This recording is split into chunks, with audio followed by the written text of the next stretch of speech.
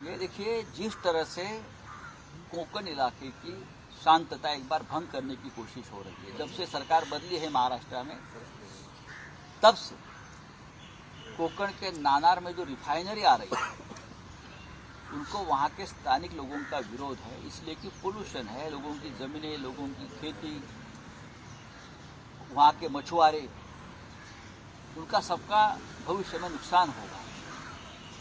खेती खत्म होगी, मछुआरों की भी रोजी रोटी खत्म हो जाएगी, और बहुत सी बातें हैं। पोल्यूशन से बहुत सी बीमारियां बढ़ेगी, ये लोगों के मन में है।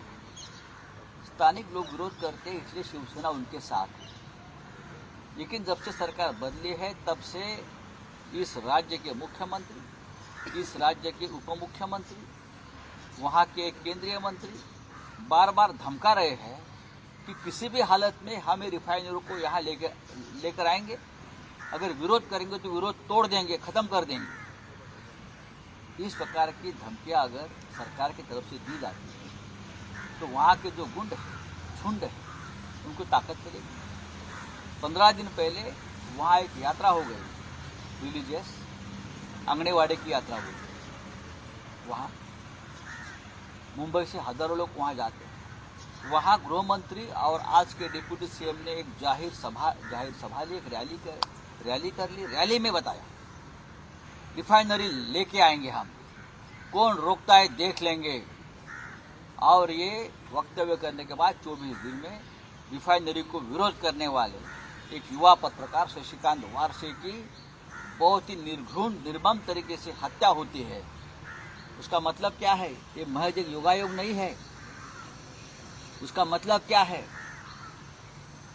इस हत्या के पीछे एक बड़ा सूत्र है। और मैं क्या बोल रहा हूं, डिप्टी सीएम को मालूम है, गृह मंत्री को मालूम है मेरी उंगली किसके तरफ है। अब तक कोंकण में 25 साल में जितनी हत्याएं हुई है राजनीतिक, उस कड़ी में ये भी हत्या है।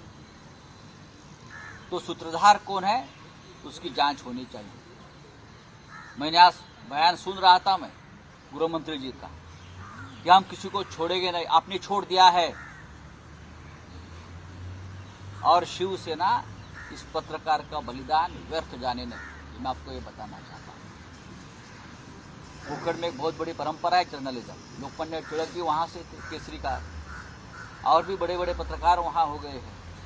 इस कोंकण के भूमि में अगर एक पत्रकार की हत्या होती है और सरकार हाथ पे हाथ लगाकर बैठ गई है, उसका मतलब क्या है? आप किसको धमका रहे हो?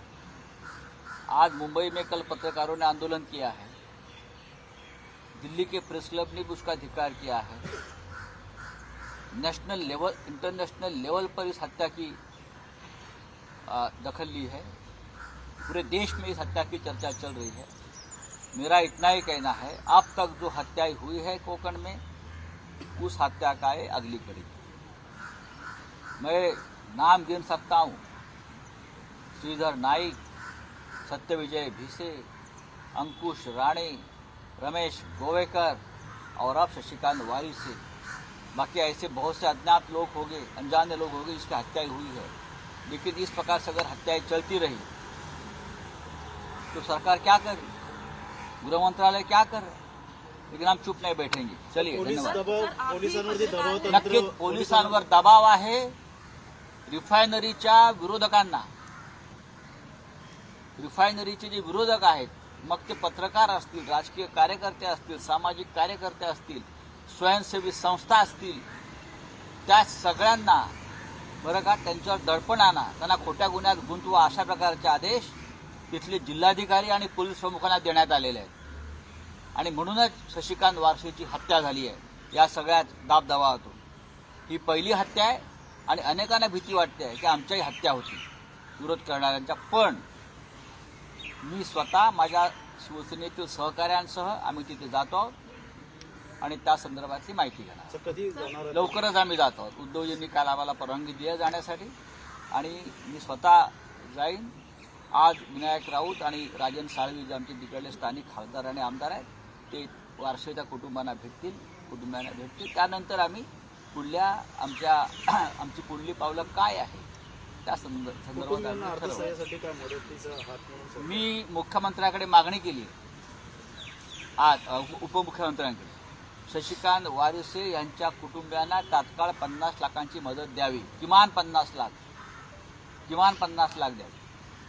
कारण ज्या पद्धतीनं त्यांची हत्या सरकारच्या बेफिकिरीमुळे झालेली आहे, त्यांच्या हत्येला सरकार जबाबदार आहे. हा सरकारनं केलेला खून आहे असं मानतो मी. त्याच्यामुळे सरकारनं ताबडतोब त्यांच्या कुटुंबियांना 50 लाखांची मदत करावी, ताबडतोब. सर, आपने कहा कि वहाँ के एमएलए जो है, जो रिफाइनरी के अपोज में है, उनको भी कहीं ना कहीं प्रेशर है इस बात का. तो आपके जो लोकल वहाँ पे शिवसैनिक है, कार्यकर्ता हम सब रिफाइनरी के, तो उनके ऊपर कुछ प्रेशर आ रहा है? जोरदार प्रेशर है. आपको भी वारिस, आज मुझे भी 2 बार आज फोन आया है, आप ये मुद्दा मत उठाइए. मुझे 2 बार धमकियां दिया सुबह से कि शशिकांत वारिसे का मुद्दा आप उठाओगे तो आपका भी शशिकांत वारिसे कर देंगे मुंबई में. इस प्रकार की धमकियां, लेकिन मैं डरता नहीं. किसकी तरफ से आई है सर ये? आपको मालूम है, लेकिन मैं उसका ये नहीं करना चाहता हूँ. जाहिर तौर पे आपको थ्रेट किया जा रहा है इसके ऊपर. हमको भी थ्रेट किया जा रहा है, लेकिन हम कोकण में जा रहे हैं. कब जाएंगे हम सर? कोकण में जाएंगे. अब शशिकांत वारिसे के और उसके परिवार को न्याय देने की पूरी कोशिश करेंगे. सर, आप भी एक पत्रकार हैं, निजी तौर पर आपको भी काफी इस चीज़ इसलिए तो मैं दुखी हूँ कि एक पत्रकार की हत्या हो. सर तुम्हाला देखील मैं एक पत्रकार हूँ, मैं एक संपादक हूँ. अगर किसी पत्रकार, संपादक या रिपोर्टर की इस प्रकार से हत्या होती है, अगर वो फील्ड में काम करता है, तो मैं मानता हूँ एक सैनिक का बलिदान और पत्रकार का बलिदान वो ऐसा ही है. मैं समान मानता हूँ, जो फील्ड पे काम करता है.